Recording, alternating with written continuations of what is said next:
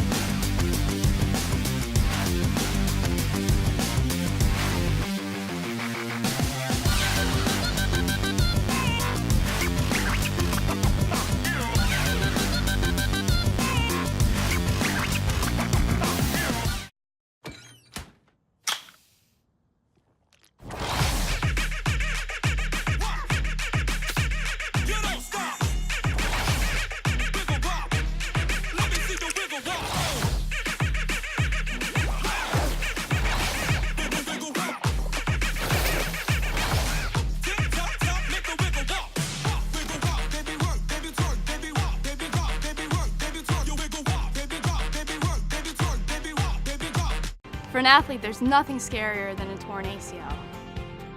Athletes trust us with their care and their careers because we're a recognized leader in sports medicine. Get back to your active life sooner with MedStar Sports Medicine. Wise Market's ice cream plant is based in Sunbury, Pennsylvania, and it's locally owned and operated. We've been making our ice cream for nearly 50 years. We create roughly 70 flavors of ice cream right now. We use local ingredients, especially our cream, which is from our milk plant. The cream is what gives our ice cream a rich and creamy texture. Now, together with our customers, we've created a product called Peanut Butter Indulgence, which will be coming out this summer. It's a peanut butter ice cream with sea salt caramel swirl, chocolate-covered pretzel. How could you go wrong with that? Personally, I love our ice cream. If you come to our house at any given time, you'll find at least 5 packets of ice cream in our freezer. Our kids grew up eating Wise quality ice cream, and now we get to treat our grandchildren to it. It's been a pleasure for me to be tasting ice cream for over 40 years at the Wise Markets, and I'm loving every minute of it. Welcome, fans, to another edition of the Tiger Basketball Report. I'm your host, Spiro Morekas, along with the head coach of the Tigers, Pat Skerry. And this week, the Tigers venturing not only outside the box, but outside the country, as they will head to Belfast to take on LaSalle in either Holy Cross or Manhattan this week in the Hall of Fame Belfast Classic. And Coach, everyone wants to know, how did Towson end up playing a basketball tournament in Northern Ireland? Yeah, it's crazy, and I can't believe it's here, but the guys are going to appreciate the experience. We're going to get 2 tough ball games, too. And to be perfectly honest, we needed games. Couldn't get anyone to come here and play. But what happened was the Basketball Hall of Fame, Greg Pacino and the staff up there are outstanding, had collaborated with the Metro Atlantic Conference, Manhattan's conference, to try to put this thing together, and they were looking to try to get all, I think, Catholic schools initially, and then they had like 3 of them in there, and I think I don't know if someone dropped out, like a St. John's or BC or something, and then we heard about it, so we were able to slip in on it, and they're covering all our expenses, they're taking care of everything, and 2 good games. I was like, we just found out, I didn't even ask. My guys, I don't have anyone that's ever been to Europe, so I felt like, great experience for our guys. Yeah, it's a quick turnaround, but something they'll remember. They'll be excited. It's supposed to be big crowds. They've been hyping the thing up. So here we go. We're off to and Rory McIlroy's foundation is involved in this, correct? Yeah, that's right. I should have mentioned that. Yeah, he's really behind that from their end and push the thing. It's the first time they've ever had NCAA basketball games, regular season games in Ireland. So we've seen occasionally some those military games off base, but this is like the first time games like other than outside military base have been played in Europe during the regular season. So it's kind of neat to be part of something like that. Absolutely. I think the only other thing I can think of is Navy and Notre Dame had played a football game in Ireland a few years ago, but first time college basketball. Now, you mentioned you've got 2 games. It's not just sightseeing and that kind of thing, but you open up against LaSalle, and the Explorers had a huge win this past weekend as they beat Temple, and Temple was off to a very, very good start.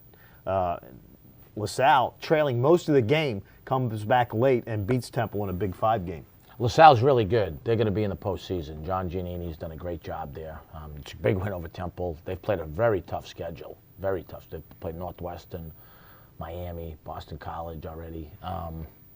They've got they're not overly deep, but they guard you. They've got experience. The kid B.J. Johnson and Pookie Powell, Stooks, Washington, those guys have been through the wars. So it's going to be a tough test. I was just looking this morning. It's a big game. They're 47th in the RPI today. We're 49th. So it's a big, big opportunity for us. Our guys will be excited. But we're going to have to play. We have to take care of the ball on the road.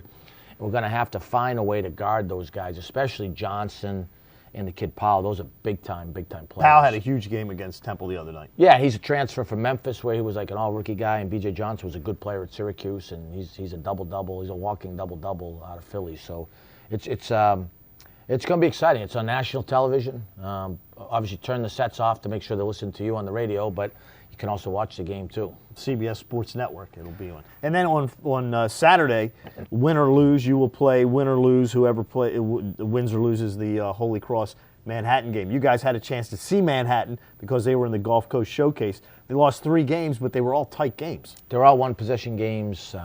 They're good. Steve Masiello's done a good job there. Brandon McDonald on our staff was at Manhattan, so he knows them well. And Holy Cross Bill Carmody's won a lot of games at Princeton and Northwestern, and it'll be it's another tournament, so it's a chance to win something, and that's what we've got to make sure we get across to our guys. We start up on our preparation today. When you guys won the Gulf Coast Showcase, Mike Morcell was named the MVP of that tournament, but it could have been 4 or 5 of your players that could have won that award. Easily. I mean, Brian Starr made all tourney. Zane played well. Deshaun had good nights. I thought the championship game, Alex Thomas, his defense was really the difference. Eddie Keith made valuable plays in all the close games for us. So really, that's the strength of our group. I mean, people don't realize McNeil's shooting 56% from 3. Tunstall leads us in rebounds per minute. So, I mean, we got a lot of different options. And going into the St. Mary's game this past Monday night, you guys were 3rd in the nation in 3-point field goal defense. So if you can make threes and stop the other team from making them, that's a huge advantage. Yeah, no question. I should also mention Justin Gorham's been playing great for us. He's our leading rebounder, and he can really score the balls. So the Tigers will head to Northern Ireland. I will have the call for you on Friday at 2 o'clock on CBS Sports Radio 1300 and TowsonTigers.com. And then, depending on what happens that game, either 9:30 or noon on Saturday on both of those same stations. I'd like to interrupt you because we are going to Ireland. I'd like to give you a little Irish toast, Irish blessing before we go. Okay. May the road rise up to meet you. May the wind always be at your back. And may you be in heaven a half hour before the devil knows you're gone. We'll leave it with that. For head coach Pat Skerry, I'm Spiro Morekas. Thanks for watching another edition of the Tiger Basketball Report. And as always, go Tigers.